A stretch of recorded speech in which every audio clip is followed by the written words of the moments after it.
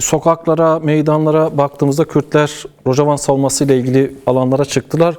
Bir slogan altında aslında birleştiler. Yeke yeke, gelek Kurt yeke. Bugün işte Ahmet Hamin örneğinde gördüğümüz gibi gözünü kırpmadan seferberliğe koştular. Rojava'yı, Kürdistan'ı korumaya koştular. Öyle bir an geliyor ki değil mi? Artık yani bütün bazı şeyler şeyde kalıyor, geride kalıyor. Yani öncelikler yer değiştiriyor. Bu seferberliği biraz yorumlarsak, sokaktaki protestoları, bunun yarattığı etkileri yorumlarsan yeni bir durumla mı karşı karşıyayız Kürdistan adına? Yani uzun süreden beridir aslında Kürt halkı yokluk dünyasında bir varlık mücadelesi veriyordu. Ben de varım bu coğrafyada mücadelesi veriyordu. Bugün rahatlıkla bu dünyanın dört bir yanına yayılmış olan eylemlilikler, işte Rojava'dan gelen direniş ve bunun arkasında dört parçanın duruyor olmuş olması Kürtlerin artık var olma dünyasına geçişlerinin bir resmi.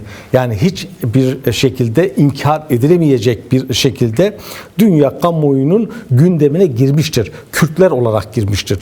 Yani eskiden işte Türkiye'de reddedilen, tanınmayan, Suriye'de kimlikleri olmayan, işte İran'da görülmeyen bir kısım biraz işte Irak'ın kuzeyinde görülen Kürtler şu anda bütün varlıklarını ortaya döktüler ve dışarıdan bir Kürt varlığı görüntüsü var. Yani bir örgüt değil, bir kişi değil, bir grup değil, bir parça değil. Bir parça değil. Kürdistan olarak bütün, var mı? zaten bu sloganda ortaya çıkan ve verilen mesaj bu. Ve bu mesaj da bence yani o Rojava'daki ilk çatışmalar başladığı zamanki kamuoyunun sessizliğini paramparça etti. Yani o günden bugüne kadar ki uluslararası kamuoyundaki değişim ve dönüşüm Kürt halkının bu hareket tarzını bütün alanlarda sergiliyor olması ve ortaya koyuyor olması. Yani bugün Avrupa'nın dört bir yanında küçücük ilçelerde bile Kürtler sokağa döküldüler. Ben esprisini yapıyorum. Bazı Alman şehirler veya kentlerinin nüfusunun neredeyse 2 katı kadar Kürt o alanda toplanır hale gelmiş. Yani hareketli, yaşayan ve kendisini hissettiren ve aynı zamanda da dünya kamuoyunun da vicdanına seslenen. Yani kötüler dünyasında şu anda dünyayı rahatlıkla kötülerin dünyası, kötülerin egemen olduğu, kötülerin ittifakının giderek dünyanın her tarafına yayıldığı bir noktada Kürtler toplumun ve halkların vicdanına sesleniyor. Şimdi ve bunu da harekete geçirdiği kanaati taşıyorum son günlerde. O yani yeni bir durumdan işte biraz kastettiğim şu, bir yeni sosyoloji de var Kürtler adına. Yani eskiden hep şunu konuşurduk, işte ulusal birlik olsun, niye olmuyor? Bazen canımız da sıkılırdı. Ya bu kadar Kürtlere yönelik saldırılar var. Kürtler bir yüzyılı parçalandıkları için kaybettiler. Yeni bir yüzyılı kaybetmemek gerekiyor. Yeniden Orta Doğu tanımlanırken, paylaşılırken.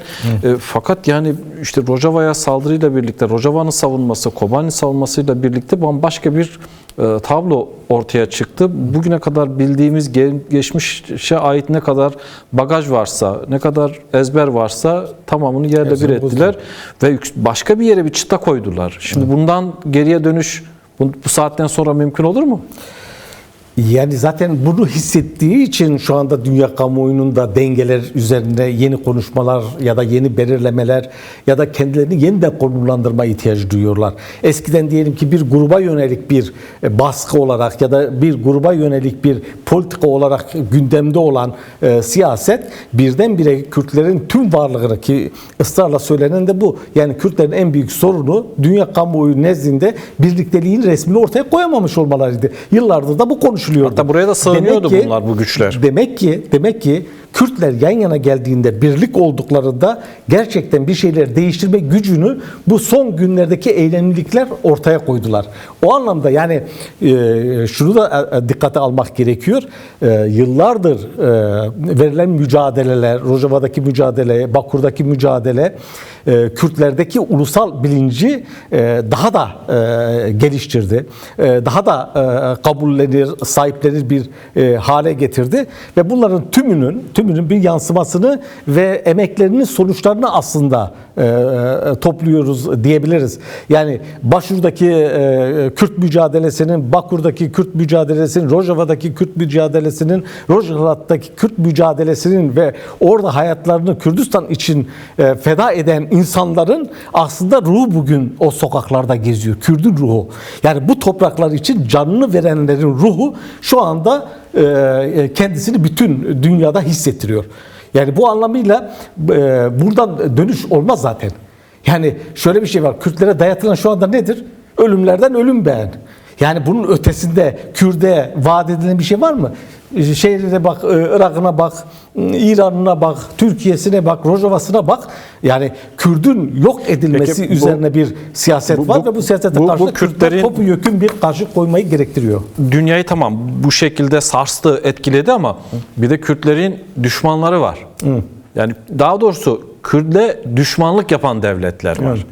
Bu tablo bunlar üzerinde nasıl bir etkiye neden oldu? Mesela Ankara, Türkiye. Bu şekilde bekliyor muydu?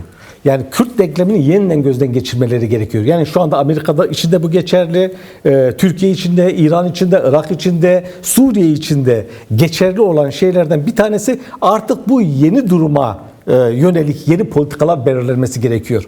Dün sizin işte Rojava'ya biçtiğiniz elbise bugün o elbisenin giyilemeyeceğini ve Kürtlerin bu elbiseyi giyemeyeceğini resmini ortaya koymuşlardır. Bu da eğer ısrar edilirse Kürtlerin de kendilerini ısrarlı bir şekilde ortaya koyabileceklerini de gösterdi. Kürtler bir 100 yıl daha savaşabilecek güce sahiptirler. Bunu göstermişlerdir. Yani düşünün ki 1980'lerde Bakur için düşünelim. 1980'lerde birkaç kişiden oluşan bir grup bir mücadele başlatıyor ve Kürt kimliği üzerine o kadar baskı ve yokluk siyaseti üretilmiş ki Kürtler kendi Kürtlüklerini kabul edemiyorlardı. Böyle bir süreç içerisinde başlamış ve bugün bu zirveye ulaşmış bir mücadelenin, bir anlayışın içerisinde doğabilecek gücü ve enerjiyi hissedebiliyor musun? Yani dün yukarıdan aşağıya doğru Kürt bilinci örgütlendirilmeye çalışılırken bugün aşağıdan yukarıya doğru bir Kürt bilinci örgütleniyor. Ve bu aynı zamanda sadece uluslararası kamuoyuna verilmiş bir mesaj değildir. Kürt siyasetçilerine, Kürt siyasetine de verilmiş bir mesajdır. Kürt siyasetçilerinin, Kürt örgütlendirmelerinin, Kürt temsilcilerinin nasıl davranması gerektiği noktasında Kürtlerin tabandan gelen bir sesidir. Yani birçok etkinliğe, birçok eyleme bir bakınız. Yani Avrupa'daki özellikle eylemleri yakından takip etme imkanı da oluyor. Bu eylemliğe gelen insanların çoğu kendiliğinden hareketle kendileri o bilinç ve o duyguyu taşıyarak o alanlara iniyorlar. Yani kurumların çağrıları var, evet, ama kurumların ulaşabildikleri yerler de belli. Ama bunun ötesinde bir kitle var. Yani herkesin beklentisinin ötesinde insanlar tabandan bir enerjiyle o alanları dolduruyorlar. İşte o tabandan gelen enerji asıl işte Kürt demokrasisi, Kürt mücadelesinin kendi Kürdistan resmi. üst kimliğiyle aslında bir hareket ediyor, bir refleks görüyor. Yani ideoloji, siyaset, görüş, parça veya işte şuralı buralı işte farklı kültürel kodlar var, inanç farklılıklarından kaynaklı bir takım kodlar var. Yani bütün bunlar bir tarafa bırakıldı aynı anda. Ve bir noktada birleştiler. Bu çok önemli bir nokta. Bunda Rojava ruhunun önemli bir yeri var. Yani Rojava'nın bir model olarak ortaya koymuş olduğu sistem, yaşam biçimi, idari biçim, toplulukların bir arada yaşama kültürü, yaklaşımı Kürtlerin tümünü etkilemiştir. Yani öyle sadece işte ne bileyim kuzeyde ya da güneyde ya da Rojava'daki gruplar tek tek bazında bir dönüşümü sağlamadık. Rojava etrafında bu ruh ortaya çıktı. Çünkü Rojava modeli itibariyle de tüm Kürtlerin beklentilerine cevap verebilecek bir model olarak ortada duruyordu. Bu önemli bir nokta. Ayrıca dünyayı da etkilemesi Rojava modeliyle ilgilidir. Bu Şimdi kadar dünyada Kürtlere sahip çıkan bir damar varsa yine nedeni Rojava o. modeli. Evet. Bak, şöyle de bir şey var. Şu anda Kürtlerin Rojava'da maruz kaldığı saldırının temelinde de Rojava modeli vardı. Aynen. Yani ideolojik bakış açısı, bir takım- yaşam ve ne diyorlar, toplulukların bir arada yaşama Şimdi- kültürünü bizzat göstermiş yani. Avrupa açısından sadece değerlendirirsek tabii çok güçlü bir Kürt diasporası var. Yani bu Avrupa veya diğer işte dünyanın farklı yerlerinde Kürtlerin ayağa kalkması, bu denli görünür protestolar yapması, dünya kamuoyunu etkilemeleri, onları da hükümetleri üzerinde baskıya neden olmaları beraberinde başka bir atmosferi de getirdi. Ya bu da şunu gösteriyor, yani Kürtlerin elindeki güç büyük bir güç yani. Sadece Avrupa'yı yani dönüp baktığımızda bu güç daha nasıl etkili kullanılabilir Kürtler adına, Kürt toplumu adına, Kürtlerin özgürlüğü adına? Ya bu artık önemli bir deneyim. Evet. Yani geçmişte de vardı ama uzun bir süre ya da son 5-6 yılda böyle gösteriler 5-10 yılda yol içerisinde biz görmemiştik Avrupa'da, ama şimdi bambaşka bir durum var. Bu kadar büyük bir güç olan bir yerde, caydırıcı da olan bir güçse o zaman bu hangi sonuçlara yol açabilir? Daha doğru nasıl kullanılabilir? Burada Kürt siyasetinde alması gereken mesajlar nelerdir? Şimdi Kürtler uzun süreden beridir aslında toplumu ya da kamuoyunu dönüştürme, değiştirme konusunda müthiş bir enerji harcadılar. Ama dönem dönem bu etki görülmedi. Yani bizzat Kürtler nezdinde dönüşümün etkisi ya da yaptıkları eylemlerin sonuçları itibariyle birebir algılama üzerinden bir ne diyorlar, eksiklik vardı. Ama bu daha içe dönüktü bir süreç mi yaşadılar? İçe dönük bir süreç yaşadılar. Evet. Ama bu son eylemlilikler yani şöyle bir şey diyelim. Dışa doğru. Kamuoyunun bakış açısını Kürtler değiştirdiklerini gördüler. Yani öyle bir şey ki mesela şu anda neredeyse her şehirde akşam işinden çıkıyor, direkt ben eylem meydanına. O zaman şöyle oluyor yani kimse kesintisiz, sokağa çıkan kişi ya biz boşuna çıkıyoruz demiyor. Evet, yani bunu neye yol hissettiler. açtığını görüyor. Onun tadına varıyor. Evet, yani sonuç itibariyle dönüştürücü gücünün görülmesi gerekiyor. Yani burada Kürt siyasetinin alması gereken mesaj bu toplulukların bir araya gelmesini engelleyen durumları ortadan kaldırmaktır. Yani eğer bir gerekçe varsa o gerekçenin artık ortadan kaldırılması gerekiyor. Bu başvurdaki de, Bakur'daki, Rojava'daki ya da diğer Kürdistan parçalarındaki tüm yapılar için geçerli olan bir durgudur. Yani Sunni düşmanın işte ne bileyim gücümüzü devşirmek için ya da gücümüzü dağıtmak için kullanmış olduğu argümanların Kürt toplumu içerisinden artık çıkarılıp atılması gerekiyor. Yani bu anlamda mesela diyelim ki Rojava'daki model üzerine şu anda Avrupa'daki birçok medya yazılar yazıyor. Ve bu modelin Orta Doğu için ne kadar hayati bir öneme sahip olduğunu ve bunun da Kürtlerin temsil etmiş olmasının vermiş olduğu bir güç de var. Yani haklı olmanın vermiş olduğu bir güç. Bak işte senin dediğini doğrulayan bir açıklama Birleşmiş Milletler Genel Sekreterinden geldi. İşte bu Kürtlerin gücüdür. Diyor ki Kürt sorunu askeri yollarla çözülemez. Evet. Ya bu noktaya geliyor. Şimdi aslında Kürtler uzun süreden beridir bu meselenin barış içerisinde çözülmesi için bir mücadele veriyor. Sonuç ya da sorunun kaynağında Kürtler durmuyorlar. Sorunun kaynağında Kürtlerin yokluğu üzerinde siyaset üreten devletler, çevreler ve gruplar üzerinden yürüyor.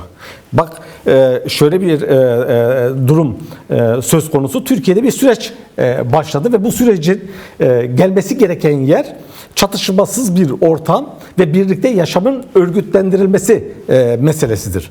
Ama siz de bugün neyle karşı karşıyasınız? Devletin merkezinde, etrafında, sağında, solunda troller de dahil olmak üzere Kürtlere açıktan saldıran, Kürtleri aşağılayan, onları terörize eden bir yapı söz konusu. Yani Kürtler ne kadar barış, demokrasi, birlikte yaşam kavramlarını kullanıyorsa karşı tarafta o kadar katliam, yok etme, imha etme, inkar etme üzerine bir siyaset üretiyor. Yani bu anlamıyla Kürtler uzun yıllardır barış içerisinde bu meselenin çözülmesi için uğraş veriyor. Ama dediğim gibi karşı tarafın yaklaşımı ise imha ve yok etme üzerine. Ama bugünkü ortaya çıkan resim Kürtlerin üzerine ne kadar gidilirse gidilsin, Kürtlerin yok edilemeyeceğinin bir resmi. İşte onun için ben bazen diyorum ki yokluk dünyasında varlık dünyasına geçiş yaptı Kürtler. Artık Kürtler var. Kürtler artık yeni ordular çıkarırlar. Kürtler yeni örgütler çıkarırlar. Kürtler yeni savaşlar başlatırlar. Kürtler her şeyi yapabilecek Ama işte, bir iradeye sahip oldular. Şimdi bunun iyi görülmesi gerekiyor. Yani bu eylemliklerin, bu ne diyorlar direnişin Kürtleri yok etmek isteyenler tarafından iyi okunması gerekiyor. Bu süreç çok boyutlu tabii, çok katmanlı, birçok açıdan analiz edilmesi gerekiyor. Bir analiz edilmesi gereken veya bize gösterdiği, kanıtladığı bir başka gerçek de Kürtler kendi öz gücüne dayanmadan başkasına dayanarak sürekli hayal kırıklığı yaşıyorlar. Dolayısıyla kendi öz gücüne dayandığı zaman farklı sonuçlar ortaya çıkıyor Kürtler açısından. Ama bu bir propaganda Erdal. Yani mesela Kürtlerin şu andaki vermiş oldukları mücadele kendi mücadelesidir. Kendi çocukları mücadele ediyor. Kendi dostlarıyla mücadele ediyor. Kendi toprakları üzerinden mücadele ediyor. Kimseye dayanarak Kürtler bir şey geliştirmiyorlar. Hayır, şunu söylemeye çalışıyorum. Yani işte Amerika Birleşik Devletleri ya da başka bir ülke, bu tamam, bu dünyada yaşıyoruz. Herkesle ilişkiniz olacak. Yani bazen taktiksel olabilir, bazen stratejik olabilir, bazen bambaşka bir şey ama sonuç itibariyle kendi öz gücünüz yoksa, parçalıysanız dünyada sizi ciddiye almaz. Şimdi bunun gücü nereden geliyor? Tamam, Avrupa'daki insanlarımız veya Türkiye, 4 parça Kürdistan'da insanlar, milyonlar sokağa çıkıyor. Bir de savaş alanında direnenler var. Orada da halk, savunma güçleri iç içe direniyorlar. Bir görüntümüz var Greek Ligya'dan. Ona bir bakalım. Halk kendi mahallesini, evini, sokağı nasıl koruyor?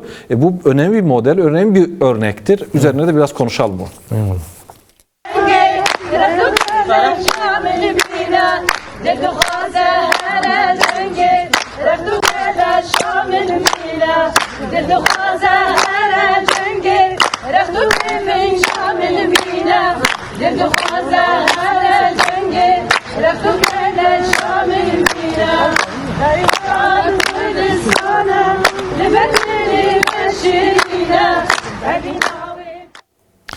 Şimdi yani mahallesini savunan, evini savunan, topraklarını savunan halktan savaşın sonucu olarak Avrupa ülkelerine gelmiş, dünyanın birçok yerine yayılmış Kürdün hafızası yapılan kötülükleri unutmuyor. İşte dönüp bugün bunun hesabını soruyor. Türk devletine soruyor, diğerlerine soruyor. O bakımdan şimdi bu örgütlülük, yani Kürtler açısından, Kürtlerin özgürlüğü açısından son derece önemli ama TRK de Rojava'da geçmiş değil. Yani belki birazdan bu anlaşmayı da konuşacağız. Olacak mı, olmayacak mı? Büyük olasılıkla olacak, böyle bir şey bekleniyor ama garantiler içermiyor. Garantiler yok. İşte ateşkesten söz ediyoruz. Kendi başına yetmiyor. Birleşmiş Milletler Genel Sekreterinin de dediği gibi yani Kürt meselesi savaşla çözülebilecek, askeri yollarla çözülebilecek bir mesele değil. O yüzden ateşkes iyi, tamam, yani uyduklarını varsayalım ama bu garantiler içermiyor. Dolayısıyla bu sürecin garantiler içermesi için bir Kürt toplumunun tamamına hali hazırda bu eylemler devam ediyor. O bakımdan soruyorum. Yani anlaşma oldu, tamam, bitti diyebilir miyiz? Kürtler bu meydandan inmeyecekler. Yani bu ne diyoruz, sonuçları itibariyle oradaki Kürt toplumunun ve Kürtlerin dostlarının hayatları, yaşamları garanti altına alınmadığı müddetçe Avrupa'da Kürtler sokakları terk etmeyeceklerdir. Zaten onu hissettikleri için, onu yaşadıkları için, yani şimdi Avrupa'ya göç etmiş olan birçok insanımızın köyleri yakılmış. Çatışmaların içerisinde kalmışlar. Ailelerini kaybetmişler. İşte ne bileyim Suriye'deki iç savaşın acılarını yaşamışlar. Ezizli katliamının acılarını yaşamışlar. İşte ne bileyim Enfal'i yaşamışlar. Yani bu topluluklar, bu Avrupa'da yaşayanlar daha ne diyorlar, detaylı bir şekilde nelerin yaşanabileceğini hissedebiliyorlar. Bunun için ekstra bir propaganda yapmaya, ekstra bir şey ne bileyim söylemeye bile gerek yok. Çünkü bizzat yaşayarak çoğunluğu buraya geldiler ve bu güvenceler sağlanmadığı müddetçe de alanları terk etmeyecekleri kanaati taşıyorum. Çünkü şu anda mesela şöyle bir şey düşün. Uzun süreden beridir görüşmeler yürüyor ama bu görüşmelerin hepsi ihlal edildi. Yani verilen sözler tutulmadı, ötelendi, işte ne bileyim yapılan açıklamaların arkasında durulmadı, işte ne bileyim ateşkes ilan edildi, ateşkesten sonra gelen o görüntüler dehşet bir katliam görüntüsü ortaya koydu. Yine mesela Halen de geliyor. Halep'teki durumu Halen de siviller katlediliyor. İşte Halep daha yeni, yani insanlar, çocuklar aileleriyle katlediliyorlar. Amerika Birleşik Devletleri Rojava yönetimi üzerinde anlaşılan ki baskı kuruyor. Bir an önce bu entegrasyonla ilgili imzaları atın, biz çıkıp gideceğiz.